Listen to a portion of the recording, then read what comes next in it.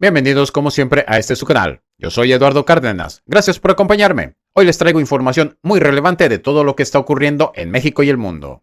Aquí, el análisis. El Mundial de Fútbol 2026 que se celebrará en Estados Unidos, México y Canadá atraviesa una crisis sin precedentes. No se trata de un problema deportivo, es un conflicto político, geopolítico y simbólico que ya encendió las alarmas dentro de la FIFA. El boicot al Mundial ha comenzado a tomar forma. Y esta vez no surge desde la periferia, sino desde el corazón del poder futbolístico mundial, Europa. El detonante es claro, Donald Trump, que ha iniciado una ofensiva abierta contra los gobiernos europeos, humillaciones públicas, amenazas arancelarias y una presión directa sobre Groenlandia, territorio vinculado a Dinamarca, han dejado expuesta la fragilidad del liderazgo europeo. Trump no oculta su desprecio, lo exhibe en redes sociales, en Davos y en reuniones internacionales. Las filtraciones de conversaciones privadas entre Trump y líderes europeos como Emmanuel Macron, así como con el secretario general de la OTAN, Mark Rutte, muestran una realidad incómoda. En público, Europa aparenta firmeza, pero en privado se somete. Esa doble moral es lo que hoy está provocando una reacción política sin precedentes. Europa no tiene fuerza militar autónoma. La OTAN está controlada por Washington. Tampoco tiene suficiente poder comercial para enfrentar sola a Estados Unidos.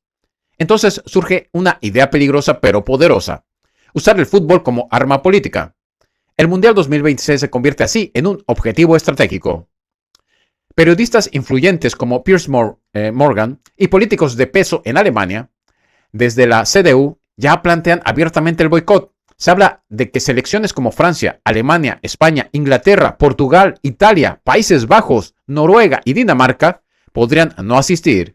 Sería una humillación global para Estados Unidos, sede principal del torneo. Pero la crisis no termina ahí. En África, la final de la Copa Africana de Naciones entre Marruecos y Senegal detonó un escándalo mayúsculo. Decisiones arbitrales polémicas, un gol anulado a Senegal, un penal otorgado a Marruecos vía VAR, protestas, abandono del campo y violencia en las gradas. Todo bajo la mirada de Gianni Infantino, presidente de la FIFA. La sospecha es grave. Infantino habría favorecido a Marruecos, país clave para el Mundial 2030, donde compartirá sede con España y Portugal, además de partidos inaugurales en Argentina, Uruguay y Paraguay. Hoy incluso se habla de sancionar a Senegal, lo que agravaría aún más la crisis. El resultado es demoledor: boicot europeo, boicot latinoamericano en discusión, África en rebelión y una FIFA desacreditada. El fútbol, símbolo global, se ha convertido en un campo de batalla contra el imperialismo, la hipocresía liberal y la sumisión europea. Esto ya no es solo un mundial, es una disputa de poder, y el sistema dominante está empezando a perder el control. Y hoy es así como se escribe la historia.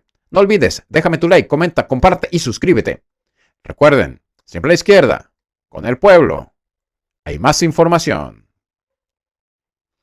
Hoy el mundo observa una escalada peligrosa y deliberada en la política internacional, impulsada directamente por Donald Trump, quien no gobierna con diplomacia, gobierna con amenaza, humillación y coerción económica.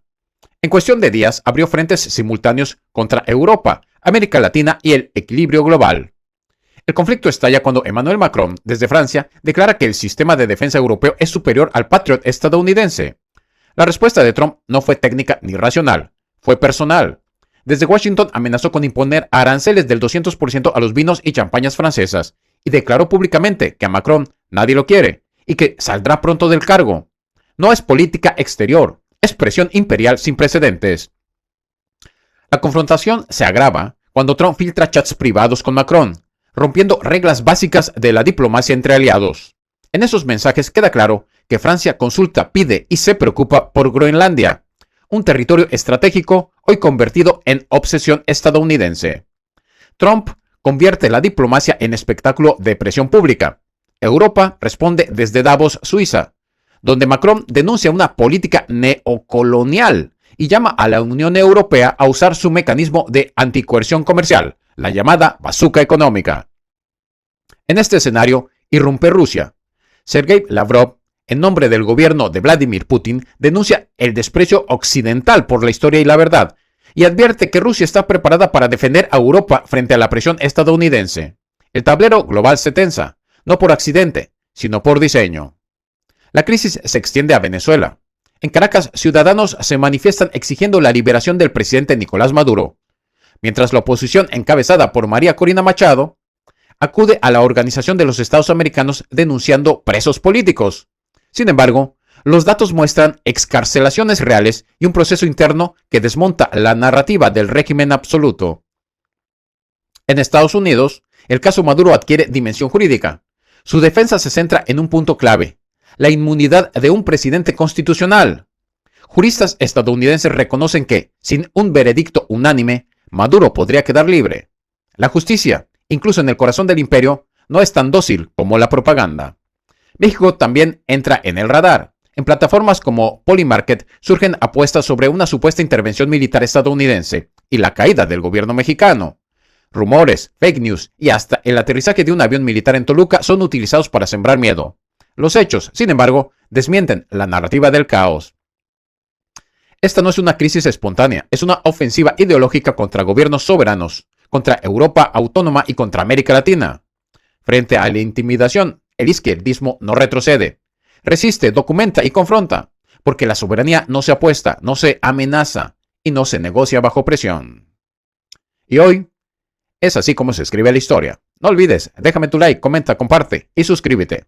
Recuerden, siempre a la izquierda, con el pueblo. Quédate para más información. México despertó en medio de una atmósfera cargada de tensión política, ruido mediático y presión internacional. Desde las primeras horas del día, el debate público se concentró en un solo punto: el aterrizaje de un avión militar de Estados Unidos en el aeropuerto de Toluca, Estado de México. Las redes sociales se incendiaron, la oposición habló de intervención extranjera, algunos incluso hablaron de traición, pero los hechos, una vez más, fueron muy distintos a la narrativa del miedo. La presidenta Claudia Sheinbaum salió a dar la cara, lo hizo con claridad y sin titubeos. Explicó que el aterrizaje del avión estadounidense no implicó ingreso de tropas, no fue una operación encubierta y no violó la soberanía nacional. La autorización había sido otorgada desde octubre de 2025 y estaba relacionada exclusivamente con tareas logísticas y de capacitación previamente acordadas. Nada extraordinario, nada ilegal, nada oculto. Sin embargo, la oposición decidió convertir el episodio en una arma política. Voces del Movimiento Ciudadano y del PRI exigieron explicaciones que ya estaban sobre la mesa. El senador Clemente Castañeda habló de una supuesta falta de autorización del Senado. El dirigente priista Alejandro Moreno volvió a pedir sin rubor, sin titubeo alguno, la intervención directa de Estados Unidos en México. Esa postura no es nueva. Es la misma derecha que históricamente ha suplicado tutela extranjera cuando pierde poder interno. Desde el gobierno mexicano la respuesta fue firme. México no cede soberanía, pero tampoco actúa con ingenuidad. Se coopera cuando hay acuerdos claros y se vigila cada movimiento. Porque del otro lado de la frontera gobierna Donald Trump, un presidente impredecible, agresivo y abiertamente hostil hacia América Latina. Mientras en México se aclaraban los hechos, Estados Unidos entraba en una fase crítica de descomposición interna. En el estado de Minnesota, el Pentágono ordenó el despliegue de aproximadamente 1.500 militares. El motivo oficial: contener protestas derivadas de redadas masivas del ICE. El dato es contundente: más de 10.000 migrantes arrestados en un solo estado. Familias separadas, comunidades enteras aterrorizadas. En ese contexto reaparecieron las Panteras Negras, no como símbolo histórico, sino como grupos de autodefensa comunitaria que se organizan para proteger a la población frente a redadas federales. El choque era inevitable. Discursos de odio comenzaron a circular desde sectores radicales del trumpismo. Amenazas directas, autorización implícita para usar fuerza letal. Estados Unidos empezó a respirar un ambiente de guerra civil de baja intensidad. Donald Trump, lejos de desescalar, eligió el conflicto. Mientras su país ardía internamente, redobló su ofensiva externa. El nuevo objetivo: Groenlandia. Desde Washington se lanzaron amenazas abiertas. Primero aranceles del 10%, luego del 25%. Finalmente, Trump habló de aranceles del 100% contra países europeos que apoyaran a Groenlandia. El mensaje fue claro: sometimiento o castigo económico. La tensión escaló aún más cuando se reveló que Trump envió una carta a Noruega amenazando con invadir Groenlandia tras no recibir el Premio Nobel de la Paz, un argumento que raya en la demencia política. Dinamarca y Groenlandia respondieron de manera conjunta, rechazando cualquier intento de presión. Francia convocó a una reunión de emergencia del G7. Europa comenzó a entender algo fundamental: el problema ya no es Rusia, el problema es Estados Unidos. Canadá tomó nota. Bajo el liderazgo de Mark Carney, Ottawa empezó a romper la subordinación histórica. Canadá evaluó desplegar tropas en Groenlandia. se acercó diplomáticamente a China y Qatar y dejó claro que la relación con Washington ya no es incuestionable. Las negociaciones del TEMEC se estancaron. Trump presionó a Canadá un día y a México al siguiente. La región entró en una etapa de reconfiguración. China respondió con dureza. Su canciller acusó a Estados Unidos de utilizar amenazas falsas sobre China y Rusia para justificar intereses egocéntricos. Pekín negó cualquier intención militar en Groenlandia. Rusia, por su parte, sigue concentrada en Ucrania. La narrativa estadounidense se mostró una vez más como una construcción para legitimar expansión y control. Y antes de continuar con la información, te invito a que nos dejes tu like y te suscribas al canal. Déjanos en los comentarios qué opinas sobre todo lo que estás escuchando, porque este espacio también se construye con lo que tú piensas. Continuemos. En paralelo, el conflicto en Medio Oriente se intensificó. El portaaviones USS Abraham Lincoln fue enviado a la región. Aviones C-17 partieron rumbo a Oriente Medio. Bases militares en Irak comenzaron a ser evacuadas. Todo indicaba preparación para un posible choque con Irán. Trump además publicó mensajes hablando de visitar un Irán libre, una Habana libre y un Caracas libre. El lenguaje de invasión ya no se oculta. Europa del Este también mostró signos de colapso. El presidente de Bulgaria renunció en medio de una profunda inestabilidad política. El país se encamina a su octava elección parlamentaria en 5 años. El tablero global se mueve. Gobiernos caen. Alianzas se rompen. El orden internacional cruje. En México, mientras tanto, el gobierno avanzó en frentes internos clave. En materia fiscal, la presidenta Sheinbaum fue directa. Ricardo Salinas Pliego debe pagar sus impuestos. El empresario enfrenta requerimientos formales del SAT y tiene un plazo legal de 5 días para responder. La ley incluso contempla descuentos de hasta el 39% si hay intención de pago. No es persecución, es legalidad. Evadir impuestos es corrupción y la izquierda no protege privilegios. La recaudación en 2025 aumentó en términos reales sin subir impuestos.